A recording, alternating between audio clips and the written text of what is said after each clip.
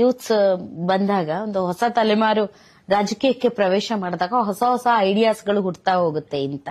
ಈಗ ನಿಮ್ಮ ತಾಯಿಯಿಂದ ಮತ್ತೆ ನಿಮ್ಮ ತಂದೆಯಿಂದ ಒಂದೊಂದು ಗುಣ ಅಡಾಪ್ಟ್ ಮಾಡ್ಕೋಬೇಕಂದ್ರೆ ಏನ್ ಅಡಾಪ್ಟ್ ಮಾಡ್ಕೊಳಕ್ ಇಷ್ಟಪಡ್ತೀವಿ? ನಮ್ ಮನೆಯಲ್ಲಿ ಹೆಂಗಂದ್ರೆ ನೀವ್ ಜೋಡಿ ಅಂದ್ರಲ್ರ, ಇದು ಕರೆಕ್ಟ್.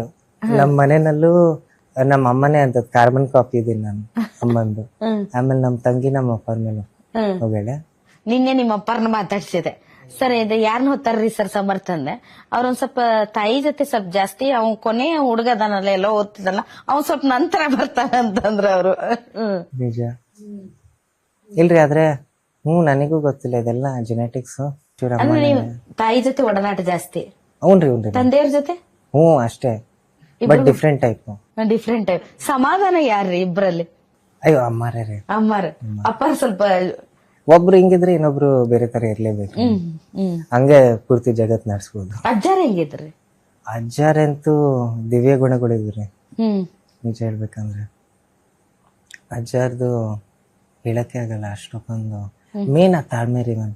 ಆ ತಾಳ್ಮೆ ಇತ್ತಲ್ಲ, ಎಲ್ಲರಿಗೂ ಅಜ್ಜಾರ್ ಕಂಡ್ರೆ ಚೂರು ಈಗ 96 ವಯಸ್ಸು ತನಕ ಇದ್ರು. ಸೊ ಎಲ್ಲರಿಗೂ ಸಿಕ್ಕಾಗ ಒಂದ್ ನಿಮಿಷನೂ ಇರ್ಲಿ, ಅರ್ಧ ನಿಮಿಷನೂ ಇರ್ಲಿ, ಏನೋ ಒಂದ್ ದೇವಸ್ಥಾನಲ್ಲಿ ಕುತ್ಕೊಂಡಂಗೆ ಶಾಂತಿ ಸಿಕ್ಕಂಗ ಆಗ್ತದೆ.